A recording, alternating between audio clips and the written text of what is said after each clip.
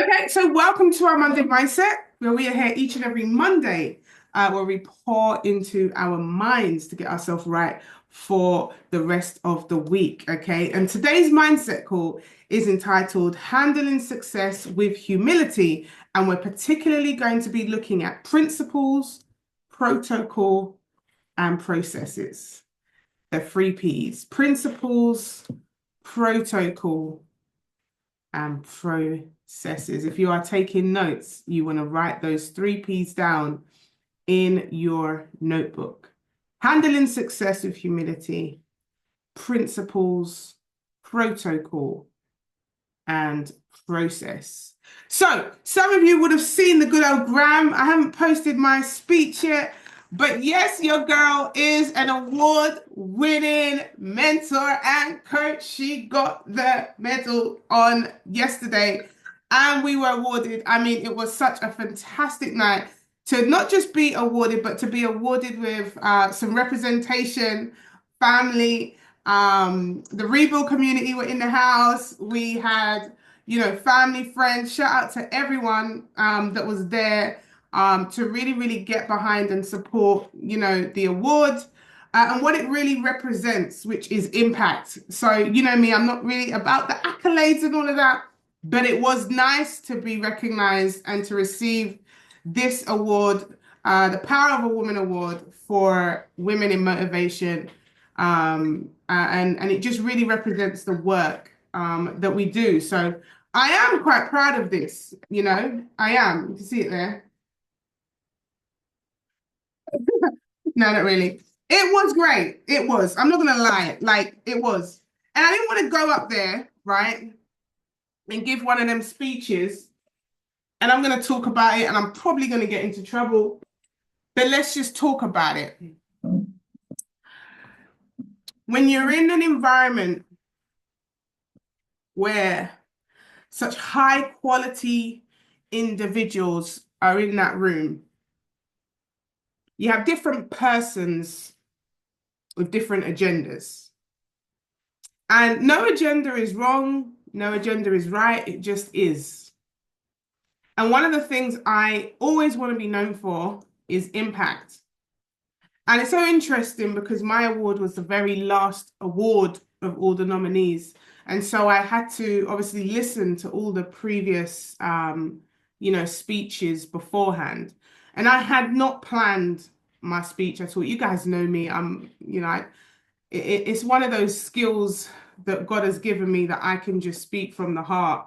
Um, and also, I like to go with the spirit as well. So I hadn't planned anything, but listening to a few of the speeches, I could hear the heart of some beautiful women. I mean, we had women who had overcome, illnesses, sicknesses, and cancer.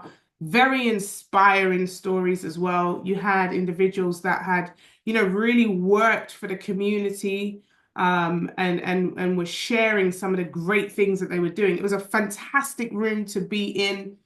And everyone in the room was a boss. There was no like, it wasn't a room where there was, where you'd say some people are, but everybody in there were a boss in their own right. And it was a great room to be in.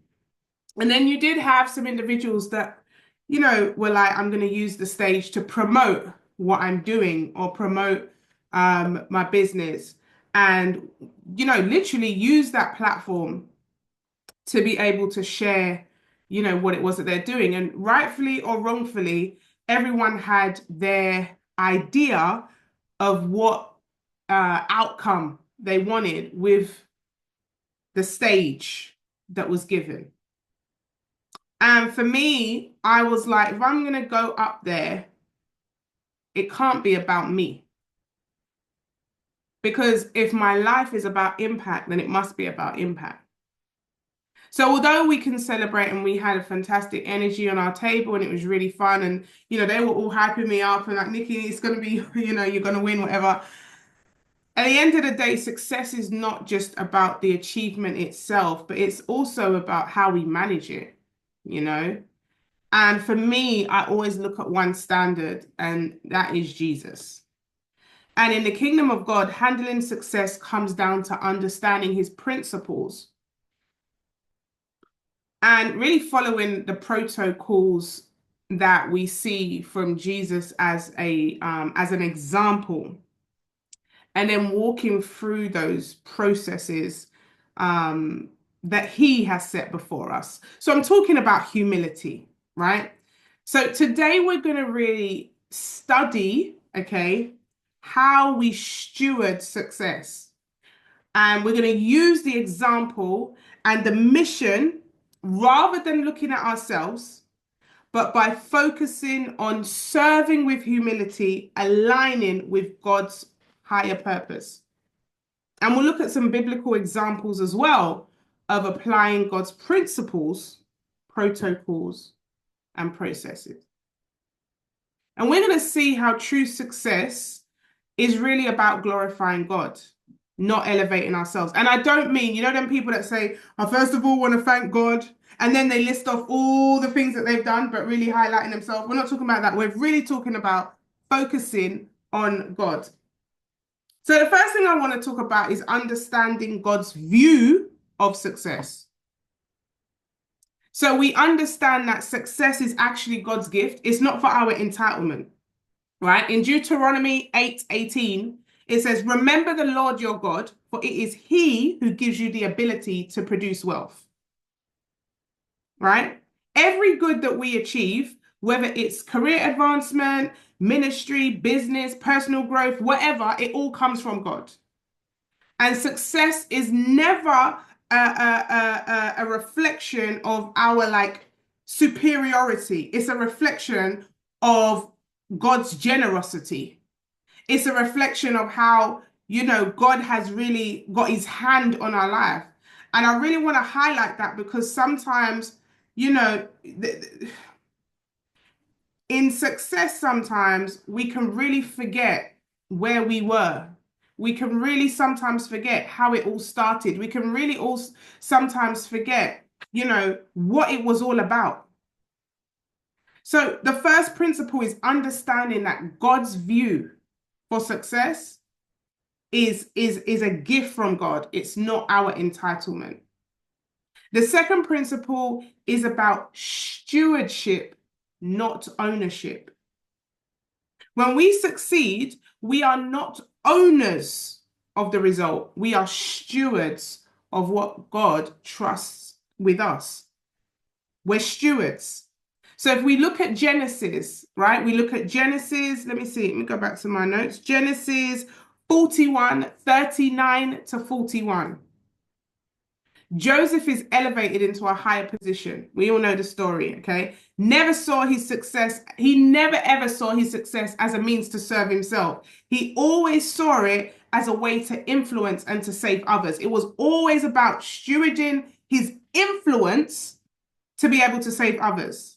Luke 16:10 says, whoever can be trusted with the little can also be trusted with much, right? So stewarding success means asking ourselves, how can I use this achievement to honor God and serve others?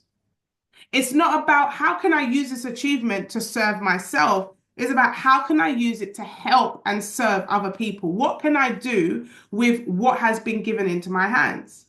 You know, we see so many celebrities, you know, who have achieved certain, you know, fame or results, and then they use their platform. You know, how many of you have seen some footballers have used their platform to be able to, you know, get lunches for children's school dinners, or, you know, impact when it comes to different charities, etc.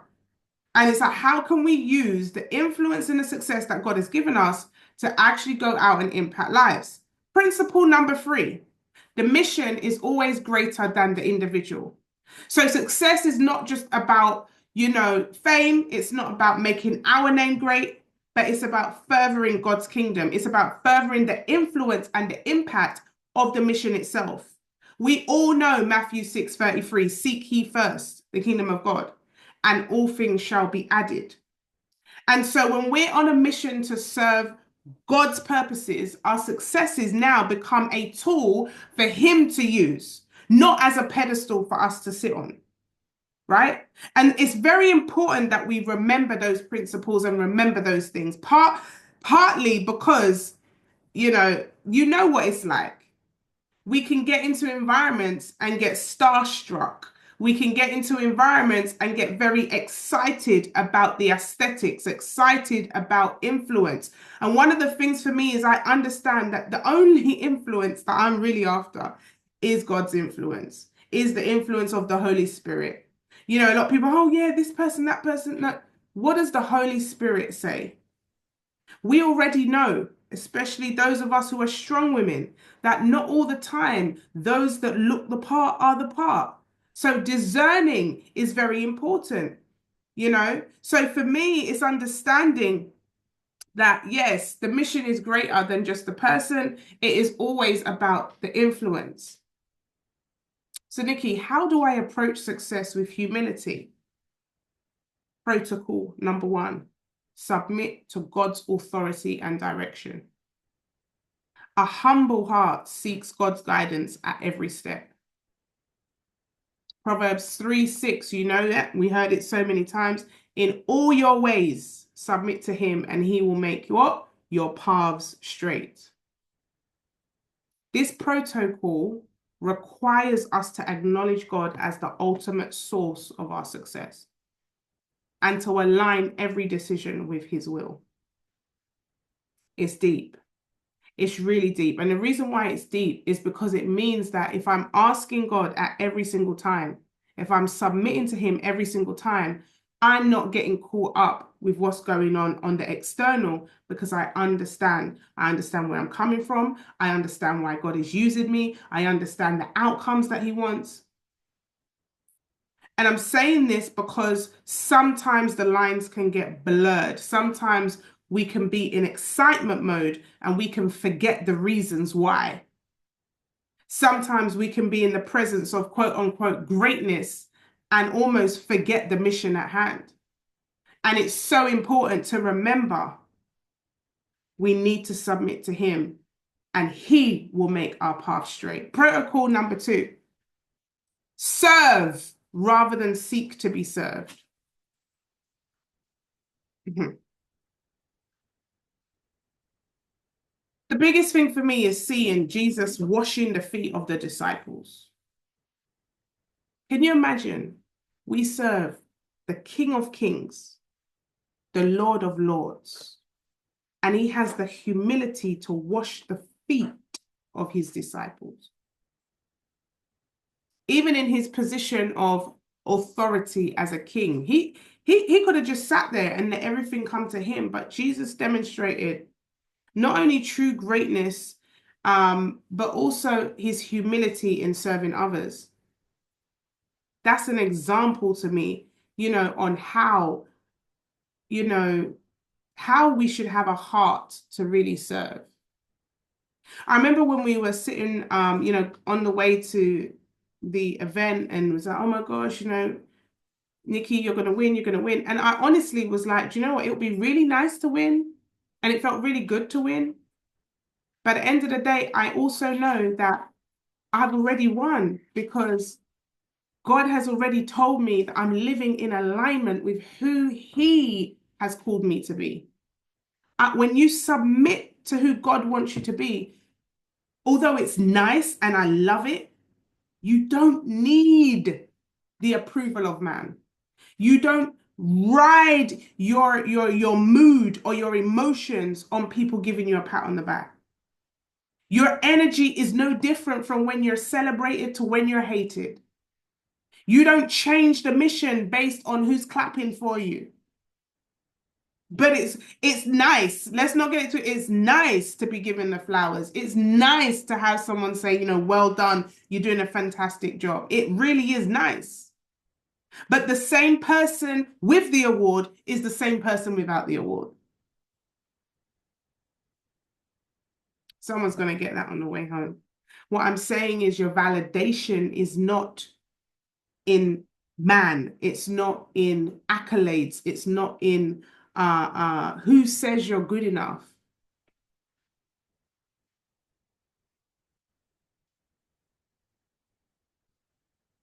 Number three, stay accountable. Who holds you accountable? Because there has to be someone that can rein you in. My husband does that beautifully.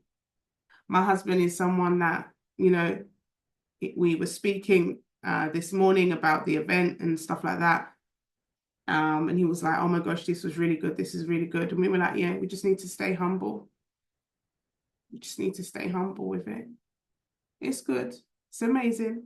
We receive all the congratulations, but we need to remember we need to stay humble with it. And I said, babe, we're on the right track. When the crowds came, Jesus ran. Jesus went on his way, healing all these people, laying hands. People with leprosy were being healed. He was touching people, laying hands on people, and the blind were seeing and the cripple were able to walk. And then the crowds came to celebrate him, and he ran. He goes to his disciples, his inner circle, come over here, let's get on this boat. Do we think that it is a coincidence that when the crowd showed up, Jesus kind of slipped away? What can we learn by that example? What can we learn? And the fact that he had his inner circle, his inner crew, he took them away and was like, look, come, let's get out of here. And you have to surround yourself with persons who understand the mission at hand, who understand there's times where we're standing and we're healing. There's times when we're laying hands. There's times when we're talking to people. And then there's times we've got to get away. There's times when, this environment, we've got to just keep it moving. That to me was deep. That to me means, who do you have around you that understands the mission? Now, here's what's going to happen is you're going to have persons that get it. Like, those people you just need to make eye contact and they understand the laws. They understand the rules. They just get it. I look at my husband, he's like, oh, you're ready? Yeah, let's go. We don't even need to speak. How many of you have that relationship? It's either a husband or a friend where you just need to give them the look. And that look means we're going now. It's time. Right? And you have that inner relationship, that inner time. I have something with Auntie Anne. When she sees me, she knows I'm, it's that moment where I need to be the crowd. Yeah, I need to go. Auntie Anne's like, come on, cover you. Come. You're going to have people that will cover you. You're going to have people that understand the mission, that understand that, okay, this is the time. This is the quiet time. This is the time where you need to be, especially when you've been pouring, especially when you've been giving, there has to be a time to refuel. In fact, when I post my speech after this, you will see in the speech, I always talk about how the strong woman needs that support too. And a lot of the time, people fail to check in. I've had a few calls from friends that say, hey, Nikki, you haven't called me in a long time, and I've got so much to tell you. And it was like, well, you didn't even ask me if I was okay. You just called to say you haven't heard from me, and you didn't ask if I was okay. Let's not assume that the strong woman doesn't need to have those protocols met as well. Let's not assume that the strong woman is always just strong so we can just keep on having that demand on that person. Now, here's the thing. We all have to manage our own boundaries. And so I always say to persons, my phone is open. Nobody needs to control my diary. You call me if you have my number, if I'm a mentor of yours, if I'm a friend, if you see me as a sister, you call me when you like. You text me when you like. It's my choice when I answer. It's my choice if I answer at that time because I am a good steward of my time. Now, a protocol and some of us, we have this, we've been messaging at 2 o'clock in the morning, 3 o'clock in the morning, 4 o'clock in the morning. And you have relationships with people that you do that. However, it's important for the strong woman to have boundaries. It's important for the strong woman to say, well, it's not that they're messaging you at 4 a.m., it's that you are responding at 4 a.m. And what we encourage, what's the word? There's a saying that whatever you celebrate, you accelerate. So if you are doing something all the time and it is received, then guess what? It's going to continue. That will be a pattern that happens.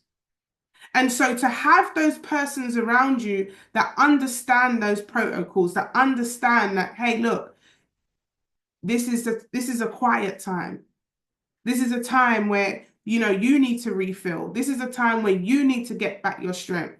I'm saying this because as strong women, we go from one thing to a next, from one thing to a next, from one thing to a next. And when do you actually take that moment, even if it's a couple of hours, to literally just fuel up? I have some set kind of processes that I follow when it comes to my outpouring. So for me, if I do a retreat, I make sure that certain things are booked out a day or so after so that I can retool, so I can refuel. If I'm doing, the Come As You Are event, I know there's certain events that I'm going to pour out so much that there's a refueling that I have to have. And so I understand my processes, and those closer around me understand my processes, right? So I put those things in place. I'm advising you to put boundaries in place. I'm advising you to put things in place, processes that allow you to refuel, that allow you to get yourself strong again. You cannot keep pouring on empty and jumping from one thing to the next, one project to another project, and there's no rest in between. The process of stewardship. The first thing is of course, we recognize that everything belongs to God. But we also have to regularly evaluate how we are using the resources, the time, and the influence. I had a conversation with one of my project managers. And something that stood out today, the project manager says, Nikki, the way you want to do it doesn't allow us to scale. It doesn't help us to steward this thing on a bigger scale. Now, originally, it was okay to do it like this because it was small, but it's impossible for us to scale the way you are wanting it to run. So we have to put some processes in place. Can you imagine mentoring 2,000 people and 2,000 persons want to talk to you personally, one-on-one, about their entire life? Can you imagine receiving 2,000 messages every single day and then having a text saying, you haven't got back to me. I was hoping you'd have got back to me by now. Can you imagine saying that you want to help as many people like Jesus? You want to walk on the earth and help so many people. No one can do it alone. It's impossible to do it by yourself. And this is why processes must be in place. This is why, there must be certain processes that are duplicatable, that are scalable. Because you don't want no one to fall through the cracks. You don't want no one to feel like they're left out. But there also needs to be a process, an evaluation system to say, okay, and I'm just talking right now, but I hope you guys are hearing me because this is something that I think every strong woman needs to understand. Things need to happen. Impact needs to take place, but there must be processes in place. There must be protocol in place. You must be able to steward the gift correctly that God has given us. Some of us are running on ignorance. Some of us just love helping people and we're out there left, right, and center going all around. But one thing I absolutely love the book of Nehemiah. Nehemiah rebuilt the walls in 52 days, not by himself, but because he organized people in the right places. He put them on the right gates to be able to make this impact. He strategized. They were building with one hand and protecting with the other hand. Processes. Processes. So important to steward the gift properly with humility. You see, sometimes I think, and there's a fine line, when we look at Jesus as an example, he had the 12. We always talk about it. He had those 12, but then he had his inner three. He had those inner three that were able to protect, that were able to be that inner circle. Then he had the 12 that he was rolling with, and then like he served. But I also think about Naomi and Ruth and how that was more one-on-one. And she was able to tell her specific things to be able to go and get the outcome. And so there will be one-on-one with those persons that you see a specific outcome that you're going to spend that one-on-one time with. But then you're going to have, where it's going to have to be scalable, where you're going to say, okay, as Nehemiah, who am I going to put in place to help me with this vision that God has given me? Humbly, because I recognize that this vision is big. How many of you know that God has given you a huge assignment? A huge assignment that you cannot do by yourself. Cannot do it by yourself. Now, here's the thing. Success also brings distractions. And we have to have a process on staying focused. In fact, staying mission focused. Because sometimes we be focused on the wrong things. Success can bring distractions, financial gain. How many of us have opened businesses and done some things to make some money, but we really know that ain't really my call? I shared the waist trainer situation with y'all. We know we've been setting up some things and we know, yeah, God, he did not lead me to do that. That was just an income stream. Financial gain can be a distraction. Recognition can be a distraction.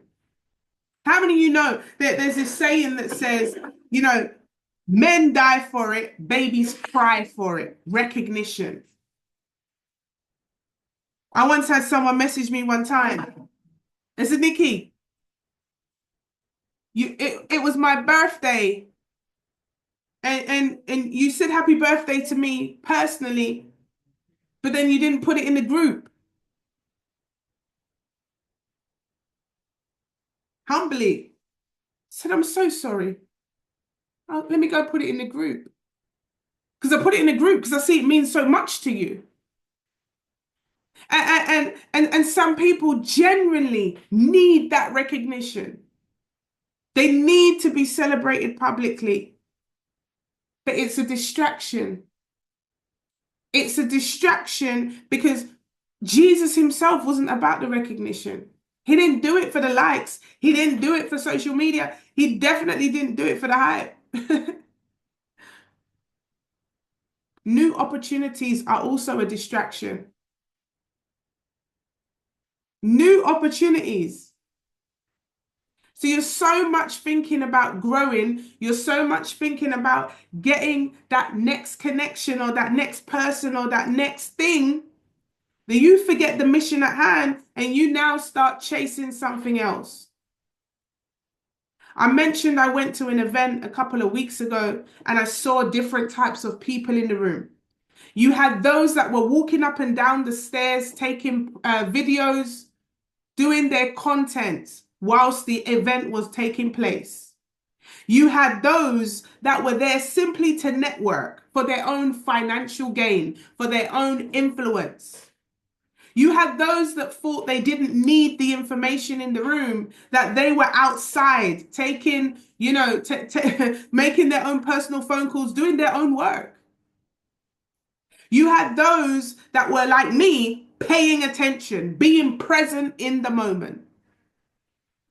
And I saw that sometimes there is such this thing about social media. And I'm a social media girl, but mighty God, can we be present sometimes? Can we actually be locked in to why we like why do you actually go places? Are you already thinking how much content you're going to get, or can you really just go and get value? Can you go and be present in a place where you're not going out there with your phone hungry, desperate to get numbers, hungry for the next celebrity, hungry to go and do this, hungry to go? Can you just be present in the moment? Can you be present? I remember I traveled to Trinidad. Pastor Luke, you guys know, my mentor, and he was doing this event. And I saw a gap. I recognized he was going to this event.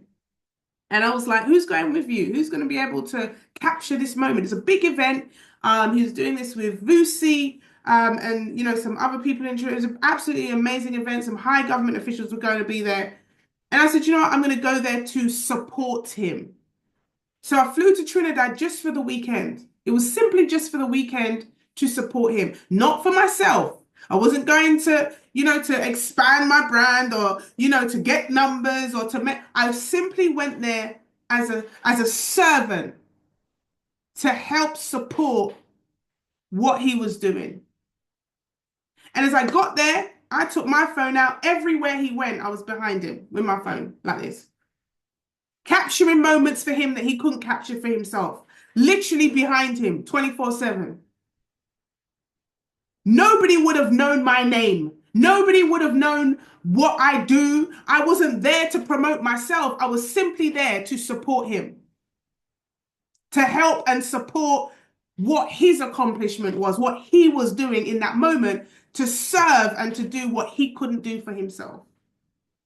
I humbled myself. Nobody knew I was a coach. Nobody knew I was a mentor. I wasn't there going slipping in the rebuild cars. Hey, just in case. My name's Nikki Sutherland. I'm the rebuild mentor. I was there to serve. The mission at hand was to serve. In fact, I can give this example. My girl, I just see her in the call. Alfia came to Jamaica with me. And we were doing some information. We were doing on a school tour, and we were doing some training on schools and stuff. Now, Alfia is a boss when it comes to the corporate stuff. She's a teacher herself. Like, this woman without me goes into schools and teaches. She does that. She's about that life. But she came and she was there serving me. All the content that I put on my page was filmed predominantly by Alfia. And it was done without even, I didn't even need to converse with her and say what was needed. She just understood the assignment. And I did the same for Pastor Luke. I was there. But here's the beautiful part of it.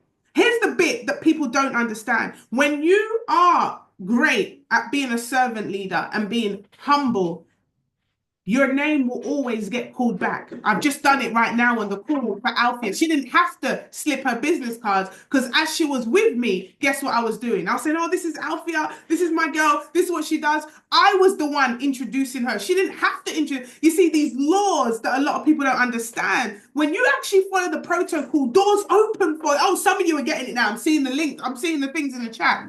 Because here's the thing. And I know there are some people that do it the wrong way, that have people like slaves and in prison. That could be another P. This is not in prison. You're not in prison. You're not supposed to be, elevating as well. It's not about you serving somebody and you're just there down and out and honoring somebody like they are God. It's not idolization or nothing like that. When you sow, and we've been talking about this, when you sow into good ground, by default, there will be a harvest. As I was walking around with Pastor Luke doing all the things, he was like, this is Nikki. She's actually from England. This is my girl. Blah, blah, blah, blah, blah. I didn't have to go and do no slippery stuff behind the scenes. I didn't have to go there and attempt to, build my brand and do all this. It happened organic. He introduced me to some people from Trinidad he was like, this is my sister Nikki. She's here from England. You need to connect. Do you guys understand that when you sow into good ground, it comes? There's a humility about serving that I don't think these days is being taught. And maybe on another day we'll go into the stewardship principles. In fact, We're gonna do this on inside for the ladies. We'll do it for the ladies inside the VIP community. And we're going to talk a lot about, the virtuous woman. I know we do it on the retreat subtly, but we really need to go deeper onto, the virtuous woman and, moving with grace and elegance and protocol. Some of the basic stuff. Someone said to me before, Nikki, where do people learn this? How do we know? And you see, some of us, we think it's just common knowledge because maybe our grandparents used to do it. Like when we were growing up, and that's why we implement it now in our house. We had to sit around the dinner table, and Nanny used to put all the food. Nanny's actually on the call. She'll put the food in different plates. You could never share the food all on one plate. She'll be like, "Are you a hog or something? Like, what are you doing? Are you some craven person?" Every single different dish was on the table in different plates, and you would neatly help yourself to each dish. And you weren't allowed to stuff the whole piece of rice on your plate and stack it all up. If you wanted more, you would take more after. That was the graceful thing. And let me tell you this, when you finished, you put your knife and fork in the middle of the plate, closed, to show that you finished eating. It was basics that we learned growing up, protocol when you're eating. These are the things that you do. It's etiquette, I think the word I'm looking for. And I thought that was standard because guess what? Growing up with my grandma, you couldn't play. In fact, you weren't even allowed to touch your drink. Nanny gonna tell me off now. I just saw Nanny's on the call. Hey, Natalie, you gave Nanny the link. Must be Natalie giving Nanny the link. Mm. We had certain things. You weren't allowed to talk around the dinner table. You weren't allowed to get up and leave. In fact, you had to say, "Can I excuse myself?" Those proper manners. And then you wouldn't be able to eat unless everyone was round the table. You couldn't dare start eating before everyone was there. And you had to be round the table when prayer was going on. Otherwise, you weren't able to eat. You don't pray and then new people come to the table and then they start eating without praying. I mean, those basics for me were foundations growing up with a grandmother like mine that was very, very ordered. You did things with order, right? And if there was food left in your plate, you'd kind of, scrape it into the middle so it was nice and neat. You wouldn't have it all just everywhere. And then you'd close the knife and fork. Those kind of etiquettes, basics that, I think those grandparents, it's hard to find those these days because the grandparents nowadays are like 35. And some of them don't even understand what these basics are. Am I lying? Come on now, people. Let's talk the things. Some of the grandparents are younger than me. I'm like, how is she a granny? My sister told me someone was a granny. I was like, how? We weren't allowed to drink the food, drink the drink before we finished the food, right? We had to make sure that we said, and it won't even pray. You're old school when you say the word grace. It's grace. Say the grace. Come on now. Who remembers that? You got to say grace, Richard, yeah? Old school. Certain protocols were just standards. You couldn't sing. And my dear, I remember one time my sister whistled. How many of you know whistling is not allowed? Mercy of God. Nanny said, what are you doing? What are you doing? Nanny's saved and sanctified now. She wouldn't talk like that. But before Nanny was saved, you ever whistle, you're in trouble. I remember hearing my sister whistle. I'm like, oh God, it's the end of the world. She's done for now. She's literally done. These protocols. Oh my God. Come on now. Who remembers these? Some of you are like, I have no idea what she's talking about. I have no idea what she's on about. Trust me, we're going to do a whole class on this. We are going to do a class on this. As the ladies, you need to know this, especially if you're going to be running a household. Okay, because I teach my girls these principles. I make sure that I'm raising my son.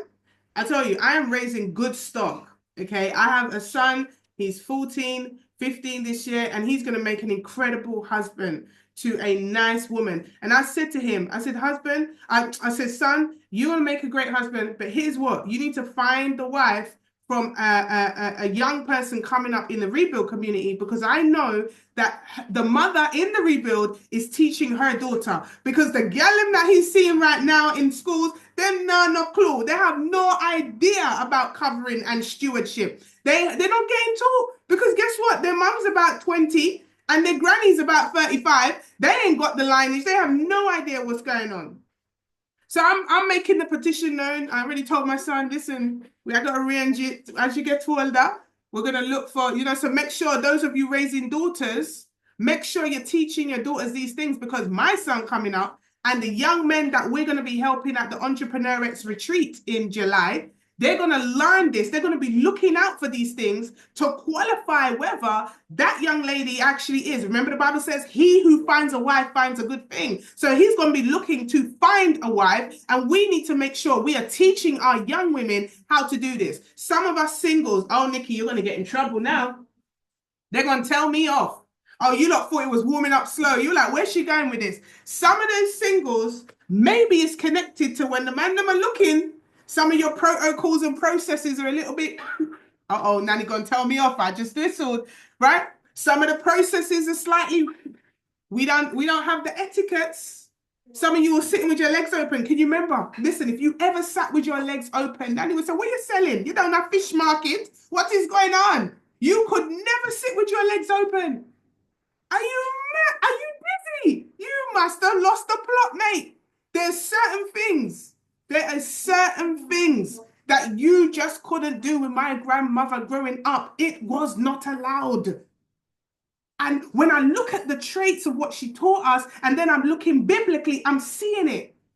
We're celebrating Women's Month and Women's Day, and we went through the Proverbs 31 woman traits. Here's something some of you don't know. We talk about the Proverbs 31 woman, but I need you to know this. If you look at the beginning of Proverbs 31, it's not God talking to us. It is a mother teaching her son how to spot a good wife. That is what the Proverbs, the whole of the Proverbs is about. It's a mom to her son saying, these are the traits you need to look for when you are looking for a wife. A wife is this, a wife is that, a good woman does this, a good woman does this, a good woman will not shame you in public. Yo, that one was it for me.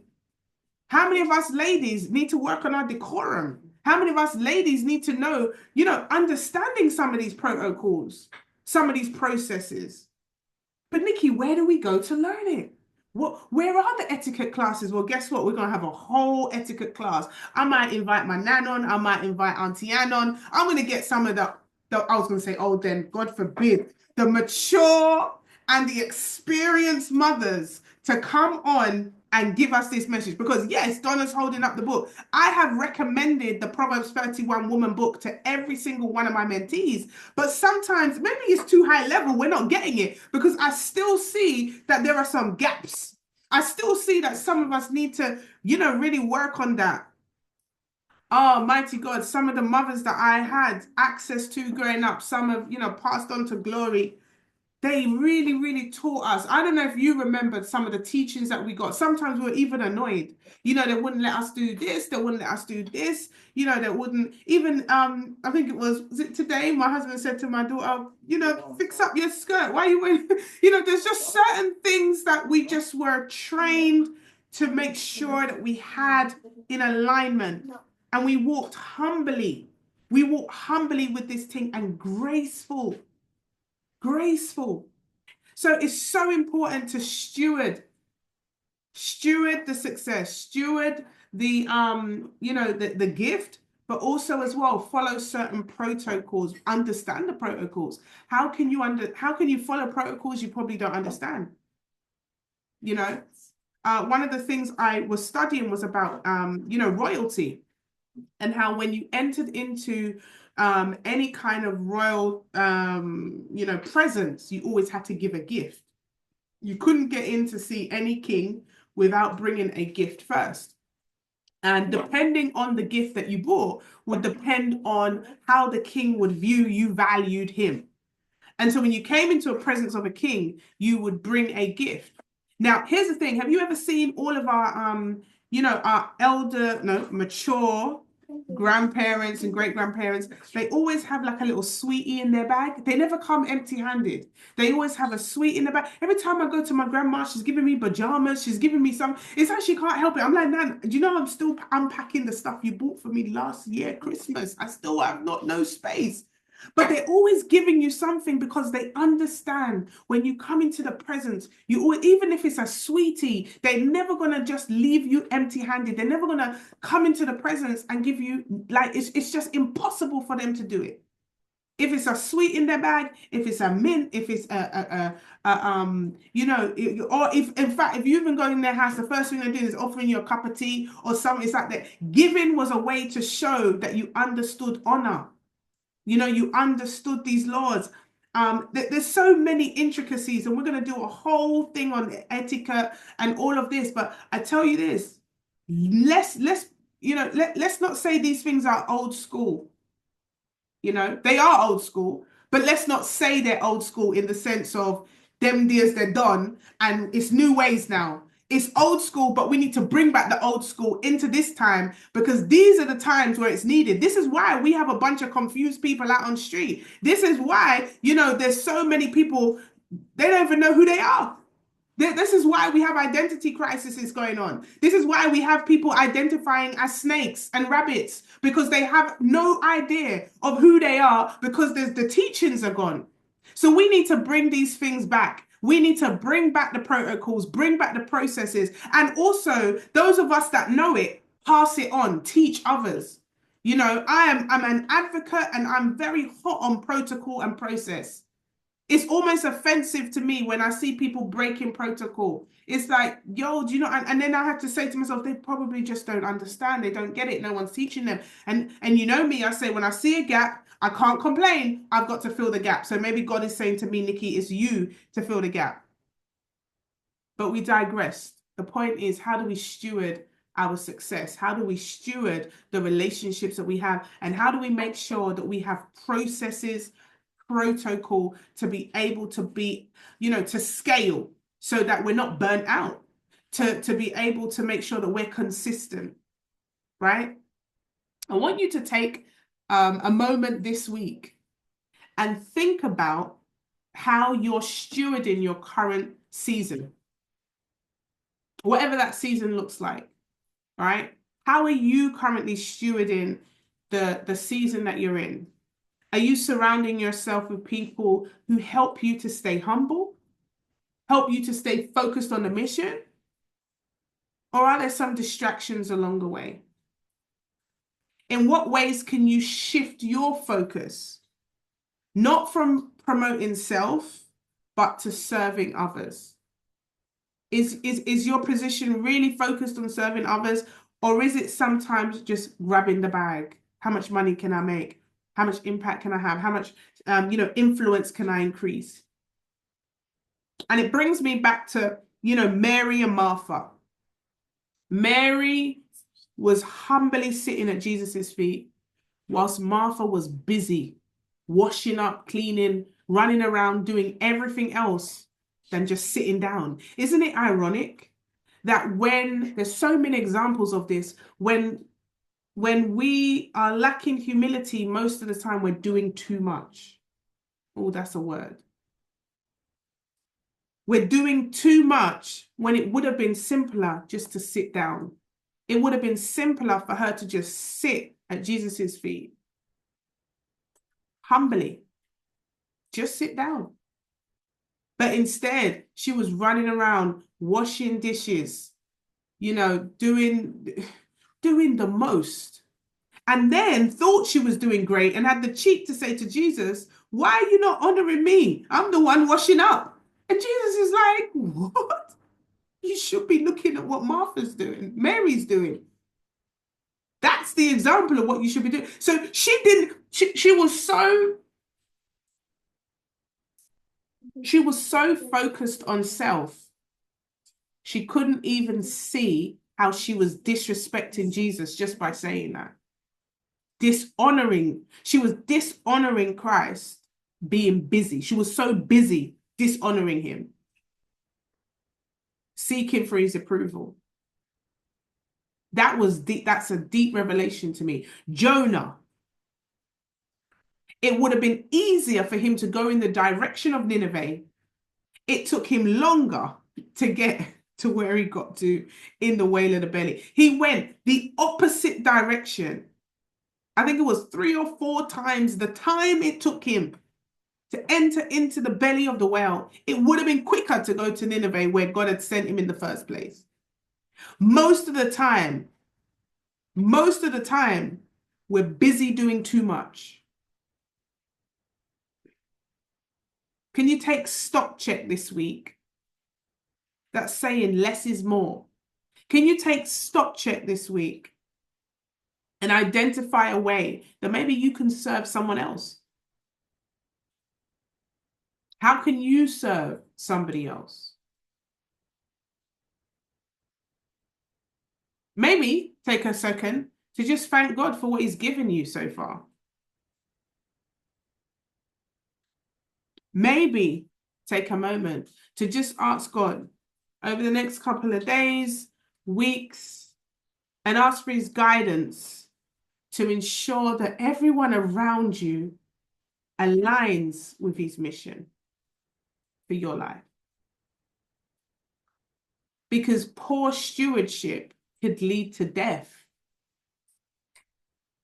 Too many examples of that. We already know that the wrong people around you can lead to death. I'm going to go to one more example. I'm feeling it today. Honestly, guys. I had some good news earlier. Loose lip sync ships, and the VIP people know what I'm talking about. Sometimes I get in trouble for chatting too much, so I'm going to keep my lips sealed. Let me have a look and see if I can find an example. This is the example. I've said it before, but I want to show you something. What I love is I love Google because it can get me the answer in a second. I'm actually typing in what's the verse where he had poor advice with the old concubines, and that is, I know it's in Samuel. It is 2 Samuel 16:22. There we go. Wrong people around you will lead you to death. How do you prove that, Nikki? Let me tell you how I prove it. Wrong people around you. Samuel. 2 Samuel 16:22. Yeah, I don't know why God had me all reading up Samuel, the book of Samuel. I don't know why.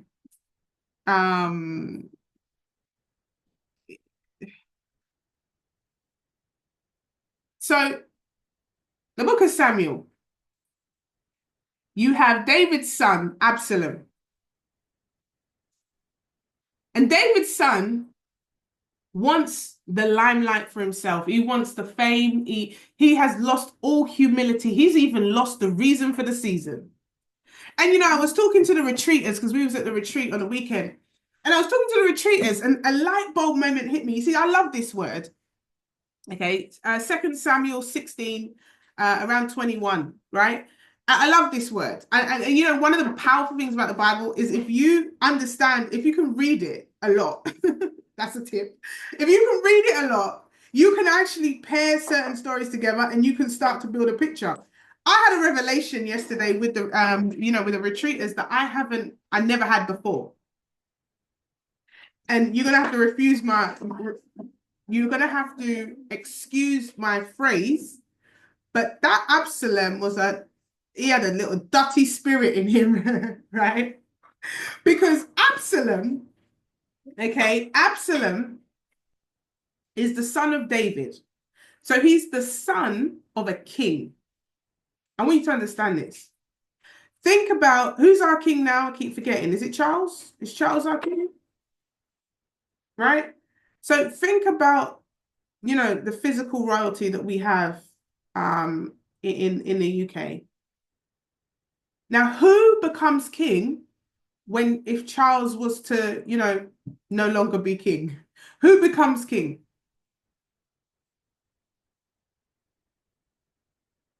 No trick questions. It's William. So we already know the lineage, right? Give or take, if anything happens, we know that William is next to become king. So this is the same scenario. Absalom is next to become king. It's not a shoulda, coulda, woulda, if, when. It's just when. But Absalom is like, yo, I don't want to wait. I actually don't want to wait. I want to be king now. So he's got this spirit of self, of fame, of wanting to be at the forefront. Again, another theme of just being busy. Like you don't want to sit and wait. You want to just go ahead. Similar to the prodigal son, but thank God he came back, right? He had a second chance. You see how we linking all these stories together. So Absalom goes to a trusted advisor. Now, the Bible says that this trusted advisor, Ahithophel, he always gave good advice. So naturally, he's trusted because he's got a reputation of giving good advice. Have you ever had somebody that has a reputation of being quite good, a reputation of having results, a reputation of going, around and doing good things? And you take, I've heard a story, so many stories of friends that have recommended schemes. And because they have a good reputation, without doing research, people sign up to a scheme and get scammed. Anybody know what I'm talking about? But my friend has a good reputation. She always does good business. She always is giving me good advice. And on this occasion, I trusted her word without doing my own due diligence, without really thinking about what was being said. And I took that advice and it led to a death in my finances. It led to a death in reputation. It left a dent in my bank account. Hello, somebody. So Absalom has gone and done the same thing. He's listened to Ahithophel, who's turned around and said, if you want to become king quick, I have an idea. Now, I don't know about you, but there are too many times in the Bible where people say, I have an idea, where you just know it is not right. Same like Sarah or Sarai, whatever you want to call her, to Abraham or Abraham, turns around and says, I have an idea. Maybe you should sleep with the side chick. Hello, somebody. Every time they seem to have an idea, these ideas don't just seem to, they just don't seem to make no sense. So Ahithophel says, I have an idea. Go and sleep with your father's girls. That's going to get you to be king quicker. Now, somebody tell me in the life of day, where does this make sense? How did Absalom actually think that this part of the advice, like anything to do with this, would actually make any sense? How? So he gets led astray by a trusted advisor who usually gives good advice, who gives the most ludicrous here on earth, even in my flesh. I still can't understand how this was a good idea. At no point at all in history can anyone tell me how this is a good idea. If I want to become king faster, let me go sleep with my parents' like my parents' spouse. Girls, I just don't get it. Anyway, I want to talk to you about something else because I'm promising you I'm tying this in. Yeah. Um, what's her name? What's her name? Oh God, let me go. You lot have got me on a whole nother level now. But this is serious business. Um, this is serious business. I want to show you something. I want to show you something.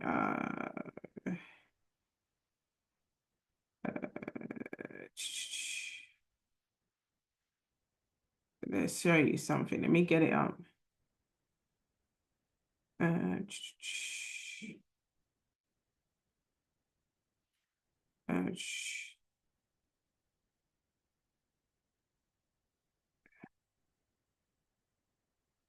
Um, there we go.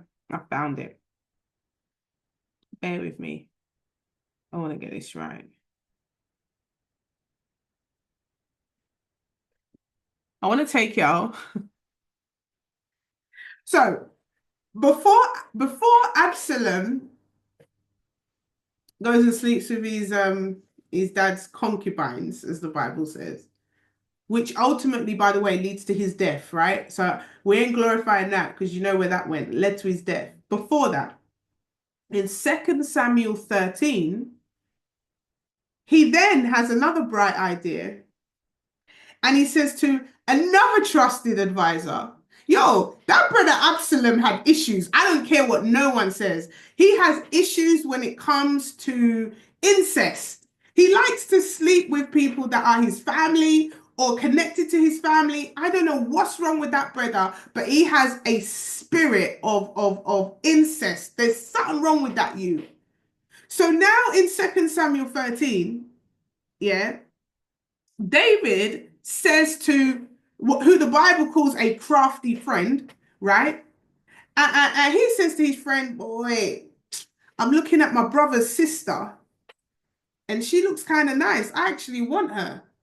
And the friend, quote unquote, says, I have an idea. Can you see the theme? Another idea. Be careful of people that come with a bag of ideas, you know. You got to vet these ideas and make sure they're in alignment. So now the friend says, I have an idea. Here's what you need to do.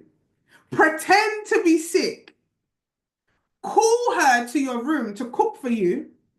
And then when she's cooking for you, do what you want with her. This poor girl, Tamar, sorry, not Dina, Tamar comes to cook for this guy, the virgin. The girl that's a virgin comes to cook for Absalom because he's pretending to be sick. He is her brother's brother. I don't care. He's family. I don't care if he's the same blood or what. He's a brother's brother. And as she's about to feed him, he's like, wait. All the servants come out the room, just me and Tamar, everybody else out. So he kicks out everybody out of the room. She's in her virgin robe because them days there you have to wear a certain outfit and that would say that you're a virgin, right? She's in her virgin robe. And as she's about to feed him, because obviously he's pretending to be sick, him grab her and him rape her. He rapes the girl. Now, here's the worst part of it. This little dirty spirit that is in Absalom. Not only does he rape her, he then kicks her out. He then starts to hate her and kicks her. And then she's like, no, please don't kick me out because it's even worse now. People are going to see my robe is ripped. And them days, if the robe is destroyed, it means you're no longer a virgin. So now, not only did he rape her, he's humiliated her. He's then told all the servants to get rid of her, lock her out the room, right? So not only is she raped, humiliated, she's now publicly destroyed and sent on her way as a dirty girl, as the world would say. This Absalom had a spirit of doing some things, and it wasn't the first time. But he seemed to have the wrong people around him giving him advice. The theme here is around stewarding your skills, your talents, your gifts. Now, here's the thing. I'm saying he had a dirty spirit in him. He didn't have the right people holding him accountable. But here's the thing. When you have the wrong people around you, they will trick you out of your blessing. They will trick you out of your lineage. They will actually allow you to kill your own blessing that is already set for you. It was protocol for him to be king, to have the throne after his father. But the wrong advice made him lose his own inheritance. Oh, now she's coming down. Now she's coming down. Can you evaluate the persons that you have around you? There's some key principles that we can learn from this. We can put some processes in place.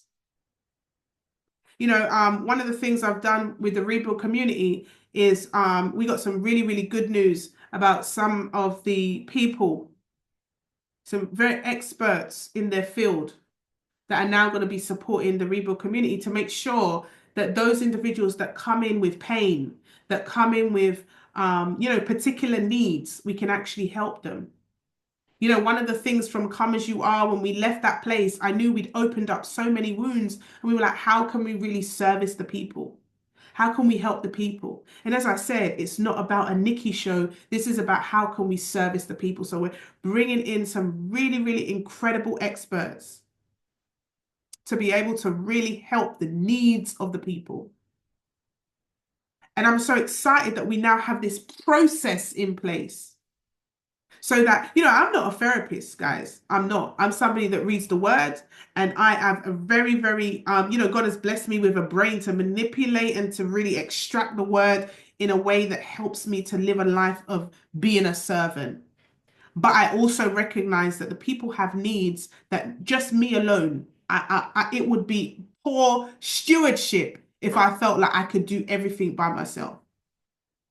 And so we're bringing in some key experts that can help those with, maybe some, people going through depression, people going through financial difficulties, people having, some real serious issues that we need to attack. We need to really defeat those things. And so we're bringing in those ambassadors. I'm excited to promote some ambassadors. And here's the thing. When I say promote some ambassadors, I'm talking about people that have the spirit of the rebuild. People that I know that God is really using them to serve, and their stewardship serves not from self, but serves to help the people. People that I've seen, and not just not privately, but publicly as well, that serve. Because here's the thing, we can all do the theory. We can all sit down and say, close the fork when we finish eating. But guess what? The proof is in the pudding. Come on now, somebody. The people were around Jesus. Those disciples were around Jesus. They watched him heal people. They saw him lay hands. They saw him deliver. They saw him heal a man with a word. He wasn't even in the same house or the same room as the man, but just with a word. These disciples saw that. But when Jesus was on the boat, when they had to apply practical faith, they began to panic. Oh Lord, there's a storm. There's a storm coming. Although they had the theory. In public, when the chips were down, they panicked. And so this is for those of you, now looking to expand and to scale. You don't want people that in public prevent the purpose. In public fail to follow principles, processes, and protocols. In public, they know the theory, they say the right things, but in public, the mission is not accomplished. So I've really, really thought about, and I pray about those individuals that are going to be ambassadors for the rebuild. Some of you may have been starting to speak to some because they're already working in action, starting to phone some person, starting to really get themselves, in the mission. Because it's a ministry. This is a huge ministry that we're talking about here. But it's been perfectly and strategically selected based on the hearts and the practical application of what it is that we stand for in the rebuild. And there's going to be more, because when it comes to expansion, we need to have more hands on deck. We need to have more hands on deck. So this is a season where I say, that we're forecasting the journey ahead. And I want us to always think about, is this from a place of self or is this from a place of service? When we serve, automatically we will be taken care of. It's such a law that I live by. I'm not afraid to serve. I'm not afraid to pour. I'm not afraid to give, because I understand that the law of the sower, there has to always be a harvest at the end. It always comes. We mustn't fear that. We mustn't fear that. So I'm very excited to announce that, of course, Come As You Are is in motion. Or we have some great things planned there. So just to confirm, because I know that a lot of people were asking in regards to the places and how many days, etc. So to confirm, the VIPs, okay, they will and this is the I believe it's the pink and the super pink VIPs, and the VIP. I need to double check, but the VIPs, it should be on there, will have they will arrive from the Friday night. That's where there'll be a training with myself and a dinner. Those that are on the standard gold tickets will be there Saturday and Sunday. Is that right, Shah? Okay, yeah, cool. So we've got the Friday night will be a training with the VIPs. Okay, there'll be a special training. Those that are super pink or just the super pink, which one has the dinner with me? So there'll be a dinner and there'll be a training. So the VIPs will be at the training, but the super pinks and the pinks will be at the dinner as well. So that's the Friday. Then the Saturday and Sunday will be everybody. And it will be an absolutely fabulous time. We got day one, which is going to be around the processes, around systems, around being able to organize, around the strong woman really revealing what are the tangible things that they will be doing. And then the Sunday will be the spiritual transformation. The Sunday will be in regards to, how to unlock some of the limiting beliefs. Thank you, Shah. Yes, so with once we release the location, which I'm sure some of y'all are gonna be blown away. Once we release the location, we will also give a promotion code for the hotel. Now, I would advise you right now to, pair up with your friends because you're going to want to maybe share a room because there will not be enough the hotel does not have enough rooms to host the amount of people that we're projecting. We're looking at about 400 people. The wait list has gone crazy, and we're actually thinking of closing out the wait list because we want to make sure that those that are on, when we release it properly, please make sure if you haven't already put your name even on the wait list, just get your name on the wait list so that you can be able to access it, right? So the hotel do not have enough room. So we're saying that you're going to probably share. There are family rooms, so you can share with four or you can share with two. Cost wise, you're looking at about, if you share, about 100 quid. I think it's about 100 quid. So it's not too, too damaging on the old bank balances. And remember, you've got until November, right? So what I want to do is give you as much time as possible. I'm just in the process of just getting the right numbers from the location.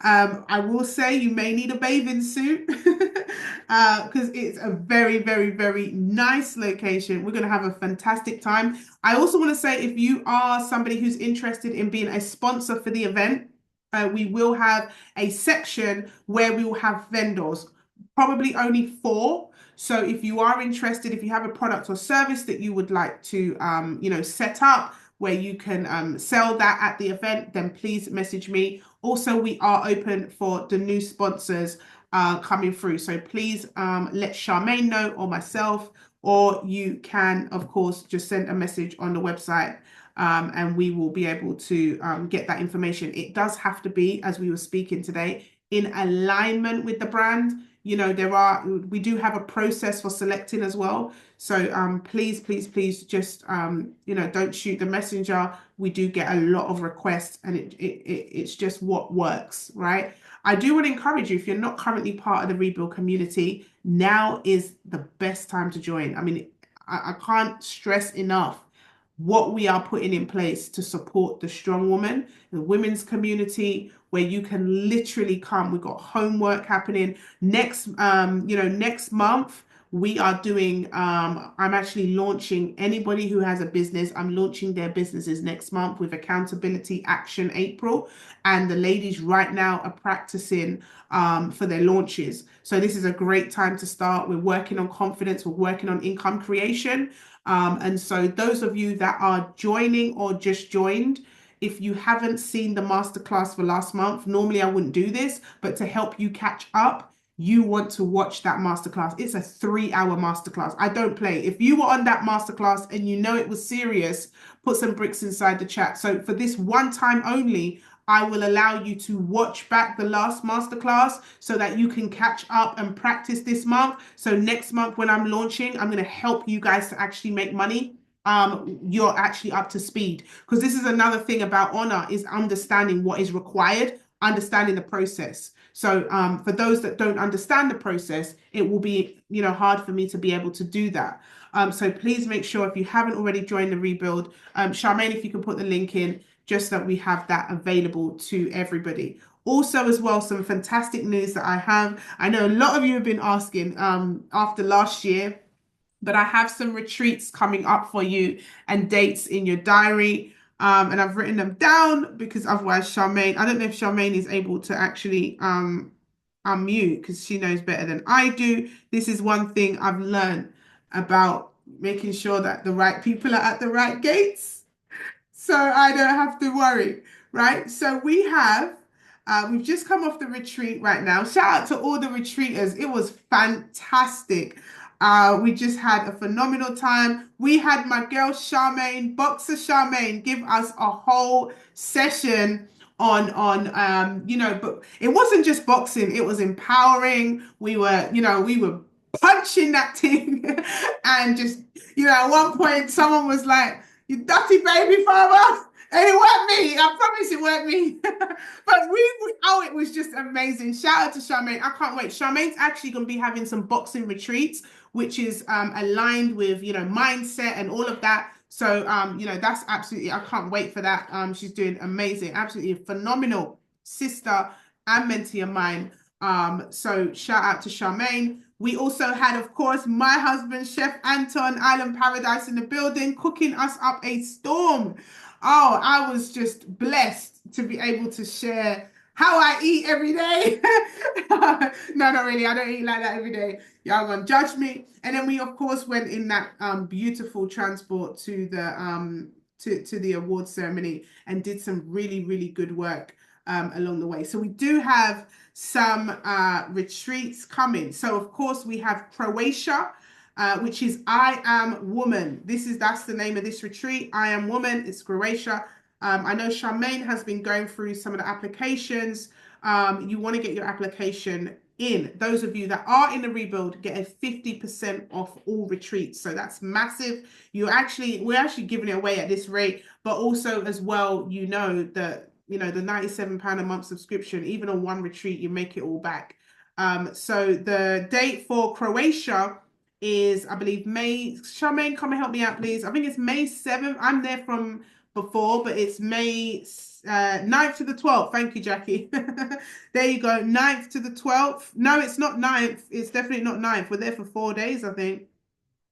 I think it's the 7th. Oh, let me get Charmaine. Charmaine, help a girl out, please. Where are we? Hold on. Raise your Zoom hand, please, Char. Listen, all I know is I just turn up to these things. There we go. I've made you co-host. Okay, can you hear me? Yes, perfect. Okay, all right. Hey guys, let me just pull that up. I'm just going through. We've got so much things planned. Just bear with me. Okay, right. So, um, okay, Croatia is May the 6th to the 12th. That's when I'm there. That's not when everybody's there. That's when I'm there. I think they pull up from the 8th, I think, or the 7th. I think it's the 8th to the 12th. I'm gonna double check. I'm looking at a different screen. Then we got the financial literacy retreat in June. Yes, so financial literacy in June. Let me get that. Hold on. As you're saying it, I'm putting it in my diary. Hold on. Oh, That's oh my 24th God. to the 27th. Isn't it funny? Yeah, we're talking to our tech team today. We had a meeting with a tech team, and they were like, we're used to dealing with, techs with one project at a time. We're running 9 projects for you. And I was like, well, welcome to the rebuild. Get on with it, bruv. Let's get on with it. Me and Charmaine had this meeting today, and I could feel his pain. I was like, bro, this is what happens when you're working with a rebuild. We're working on 9 projects. He's like, yeah, we're doing Coming July over here. We're doing this and that. He's like, yeah, and all the tech needs to work. Thank you. We need it all working because our ladies need to know in advance they can book some time. We're also working on a calendar, right? So you see the calendar and you have everything there. So you'll be able to do it, all the events, all the retreats and stuff. So they're going to have, we've put that down for them to do it as well. Financial literacy, 24th to 27th of June. That is Yeah, the adult one, the right? adults. And Yes. then we've got the kids is in July 25th to the 25th to 23rd. 31st for the children. And then we've got the, I don't know, have you mentioned this one? Content is currency, or is it me being loose lips now? Oh But my God. You, bro, you're gonna get us in so much trouble. Content in currency, I content. didn't say dates. I didn't say dates. Jesus, why did I unmute this girl? Why did I unmute her? Charmaine, Charmaine. Anyway, swiftly moving on. We've got the couples. Are it going to be couples or is it going to be singles? So we're gonna do both. We've got couples and we've got singles retreat. Because the applications both have been pretty even. So yeah, we're not going to talk about content is currency, please. We just keep that All one. right, I have to Pretend keep we my didn't lips. get, yeah, let's pretend that Charmaine's lips has not been loose. You see, like sister, in it. I said I would have loose lips. She comes on and lips loose. We got the financial literacy for children. Listen, this is where it's not just financial literacy. We'll show you we'll show you the flyer, but for the children, it's ages. What age, Shah? We done it from 8, isn't it? Do we put it up to 8? I Let me think just get the the flyer, flyer. I'm going to I drop the think the flyer in flyer the says 7, doesn't it? It's ages 7 to 15, I think. Hold on, let me check. Because the flight you did one of the write-ups said 8, one of the flyers said 7, so I think we stuck with 7. This is where we're going to be teaching stewardship as well. So it's going to be, it's not just about money. They're going to be leaving with a business. They're also going to learn the protocols and etiquettes that we're talking about on today's call. Um, we're going to be really training up the young, young adults, as we call them. And the parents will not be there. Yes, you will. It's the first week, I believe, of the 6 weeks holidays. So it's almost childcare, but not because we're going to be working with them. They will be suited and booted as well. They're going to have photo shoots. They're going to have, they're going to be dressed up as business people. I've got the flyer. I'm going to share it on the screen. Let's see if it will allow me to share. All right. So I know some of you have already applied for your children on there because those of you in the rebuild get all that information earlier. Um, but you'll need to apply. Uh, where are we? Entrepreneurettes. Okay, let's see if I can share my screen. Boom, boom, boom. Let's see. So you can take a screenshot of this so you can see what we're going to go through. So I think all of us parents can attest that some of our children have not understood that money don't grow on trees, that when they eat, it's not the fairy that just replaces it. So we're going to be talking to them about needs versus wants. And, we're also going to talk to them about budgeting, explain to them how life works, how bills work. We're also going to talk to them about entrepreneurship. As I said, those that do really well will leave with a business. We're going to work on their skills, pull it out of them, get them practicing public speaking, get them practicing pitching. We're going to help them with branding. We're also going to talk about debt management and avoidance on all different scales for all ages to understand. So we'll talk about income creation, investing, spending, and of course, etiquettes on how to even how to represent yourself, etiquettes around the table, etiquettes in business, and we're going to really help them to become to become great young individuals in the world of entrepreneurship. So the Entrepreneur program, my children will be there as well. Yes, you can share. There's actually a link. I don't know if Charmaine's got the link. Uh, Yeah, I'll get there. I'll drop it. Charmaine can send the link in. I've actually been doing this in some schools. If you want me to do some of this in a school near you, then please just speak to your schools, head teachers, whatever. I do have like a workshop. It's not the same as like the 4-day retreat, but we do have like a condensed workshop. I've been doing it in some of the schools up here where I live, and also as well in some of my old schools in London. But if you do have any schools or any teachers that you think could get us to be able to do that. Thank you, Shah. Shah's just put the application in. 2 weeks before, we will have an hour webinar as a 2 weeks before, just to get all the children and the adults to understand what's going on, and also to let you know that after stuff. So once we bring them back to you, there's going to be some things as parents that we want to do to keep that education going as well. And then obviously it will be like 4-day retreat. So we'll have a Zoom 1 hour for 1 hour each week, 2 weeks before. They'll also get, their workbooks and all that kind of stuff so that they can come back and continue the work that we've done. Listen, this is something that's so important for the young people so they understand money. They don't get into some of the bad habits that we did, but also as well, that they can really feel confident in their gifting as well. So it's going to be great. We have Belinda that's going to be attending and doing this retreat with me, actually. Belinda is somebody that's been on probably the most retreats than anybody else. And she is also an expert in her field as well, works with children, is actually a teaching assistant as well, and just has the patience of a saint. And she is just very calming as well. And we're also going to be looking for some other individuals to come on board with us too, based on how many children that we have. So potentially we'll also have a few others on there too. Okay. So very, very important to get your applications in early, because based on that, oh yes, they will of course be staying in a mansion. There will be private chef. They're going to be in a land of luxury. They will have the facilities of what all the retreats usually have, all inclusive, all of that kind of niceness. Is going to be a fabulous experience for them. We want to enlighten them that the world is big and that where they were born or what they currently have is not the only thing available to them. So it's also just to make sure that they understand this is going to be a great experience.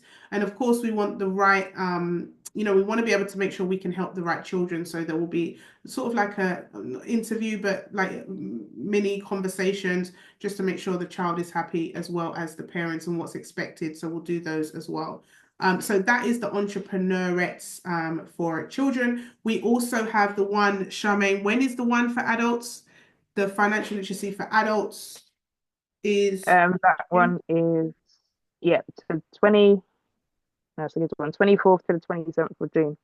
Yes. So with that one, we'll be looking at the paradigms of money. We'll be looking at some of the history of money. We'll be looking at some of our habits with money, good habits, bad habits, the mindset of what we've been grown up on, any issues that we're having with money, those people that have financial issues right now or want to grow their wealth.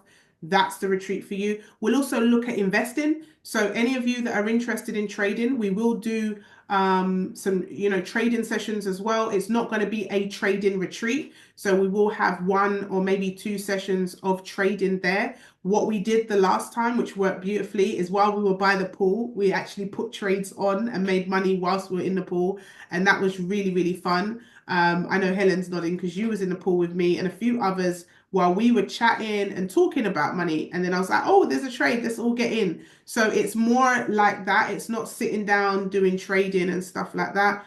Financial literacy retreat, Charmaine, you can put the application in. Again, those on the Rebuild VIP, y'all get discount to the retreat. 24th to 27th of June, that's correct. Croatia retreat, what's going on with the Croatia retreat is it's a high value woman's retreat. So this retreat is for the woman who says, listen, I'm done playing small. I want to grow to a high standard. So the caliber and the level of the Croatia retreat is very, very high. This is where you are going to be around some real high net worth women, but also women of, who have a very, very strong purpose and mission on their life.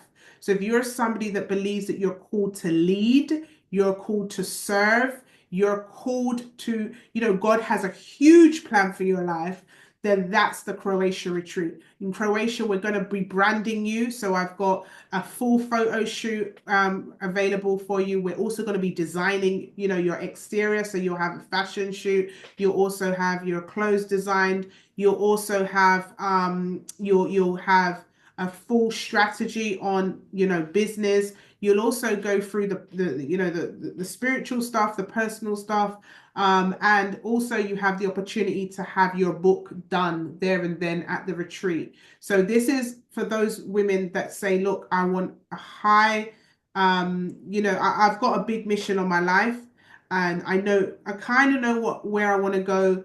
But I just need help to execute at a higher standard. This retreat is going to be probably the highest standard retreat that we've ever done in regards to outputs.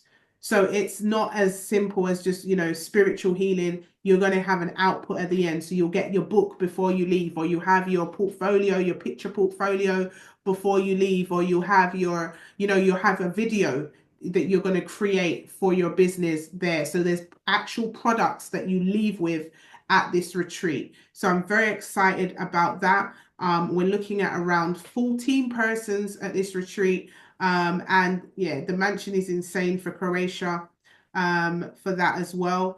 I think, Charmaine, there's payment plans or something like that we've put in place Yeah, there is. up to 4 months, which means even after the retreat is probably one payment after, which just allows people, if they need it, to have that little bit of extra room to be able to fund it if that's something that's needed. So and then Should I we drop that one in? the singles and the couples. Nick, do you want me to drop the Croatian one link in? You might as well, girl. You might as well, because I don't know. I don't know. I'm not gonna say what I was gonna say. I'm not sure. Right, this singles retreat and the couples retreat will be back to back between the 28th of October. I know it's the week before that, so I think it's the 21st of October and the 28th of October. So singles and couples. If you are a couple, you already know it's so important to make sure you and your spouse are in alignment and also as well spend good time together. Now, let me just make this clear. I am definitely not professing to be no couple therapist or nothing like that. This is going to be a retreat where couples can come together in the land of luxury, have fun, play games, communicate well, and have an absolutely amazing time. We are going to do communication games. We are going to do couples competitions. We're going to have a really good time because I think as couples, sometimes we're working, we're doing our own thing, and very rarely do we get time to actually love on our, each other and spend time away from the kids, away from the business, away from the purpose, away from the ministry, away from everything. Helen says, I know some games. I don't know what games you're on about, Helen, but we will find that out at some point. I'd like to know those games offline. Thank you. Um, so couples retreat is going to be fantastic. We've got some phenomenal couples that have applied. And it's not really a criteria, but we do the interview with the person who applies just to make sure we know what you want to get out of it. Like if you go, I'm coming because I'm on the verge of a divorce, I'm going to kill him. That's not really, we're not therapists, and that probably is not, the one that we want. But it's going to be really, really fun. And then the singles retreat is going to be 5 guys and 5 ladies. This is not Love Island. This is a Christian. Sorry, I forgot I'm on mute. It's a Christian. I'm gonna say it again, Christian, Holy Spirit driven event, right? But we are going to be learning from the opposite sex to hear some of the key things that they're looking for. And this is where I am playing, not Cupid, but I am looking at traits. So those that selected, why isn't that? Why are you turning your camera on? You open your eyes. That's so we're asking you to fill out those applications honestly, so that we can really have a look to see. Anybody who has a brother who is single that would be interested, then please share that to them as well. Okay, so we have, you know, as I said, there's a lot going on. Not to mention, we also have a few one-day events happening. So for the VIPs, you know, we have the Ascot trip. You know, everyone's got to bring, make sure they have a hat. So our dear Aisha is in charge of organizing that. And we also have some other things going on as well. So it's just a very, very packed season. And there's no doubt I need to steward my time well, and hence why we've got the support of some individuals coming through as well. So I'm really excited about that. You can refuse your hats for all the weddings. Oh yeah, reuse my hats for all the weddings. Yes, we're gonna have. We've already got one wedding on its way, and I'm potentially thinking another two. I'm actually proud to say I have bagged 7 weddings so far with my Cupid links. So your girl has got a history of connecting people. Yes, I've actually done 7. Actually, it's 8. No, it's 8. It's 8. And now I've got my cousin. Some of you know Sabrina and Dan. They're about to get married, so they're on the way. That's my cousin. I did that one. We've also got another one. I'm not going to share, but we know that's coming soon. Those at the retreat know who that is. We know that's coming. And I've also got another one, and I'm looking for another couple. You know, I've actually got some good stock, both females and guys coming through. So we want to make sure it's almost like, oh my God, they're gonna get together before the retreat. So now I'm having to replace them because I'm just so eager to put people together. So please, please, please, if you do have, I'm looking for stock, livestock. If you have any men, any brothers, any cousins, any uncles, please, please, please. Yeah, the app needs to come. And you know, it's my secret ministry. So yeah, we're putting that petition out. So yes, so much going on. I absolutely love spending time with you all. And thank you for your time here. Thank you for all the support, the love. Again, as we started this event, I'm ecstatic. I'm so grateful to have won the award. But it wouldn't be if it wasn't for you all, because that's what it's all about. So we've won an award. Celebrate. And if you know if you do see the video, you will hear my heart, and you know that it's so not about me. It's about a we thing. It's definitely a we thing, not a me thing. And I could not do what I do without each and every one of you. The love, the messages, the voice notes, the prayers. Mighty God, some of you send me some prayers sometimes, and I receive it. And I'm just so grateful for you even thinking of me. Sometimes when I'm navigating life, I get a prayer come through, and it just really, really just keeps me lifted as well. So absolutely love you. Big up yourself, Angelina. Love you too. And I'm just so grateful and honored that God would allow me to, you know, steward this ship. But it's not me, guys. There's a lot of things working behind the scenes that helps all of this come together. So again, I will see you all at comeasyouare.vip. Please secure your place for that. November is the next time that we're all together, but hopefully I'll see you at one of the retreats in some shape or form. Or if you're Belinda, you'll be on all. I think Belinda's been on about. Nick, if you're on this call, big up yourself, bro. The husbands are calling me, begging me to take their wives on retreats because they know that the results are serious when they come back. Yeah, they get enjoyment when they come back because Nikki don't play. So love you all. Have an amazing rest of your week. Remember to steward your time, your energy. Look at the people that you're taking advice from, and make sure it's a homework, right? Don't forget, we're not playing. As we end out on this call, let me remind you of your homework for this, okay? Because it wouldn't be right if I didn't.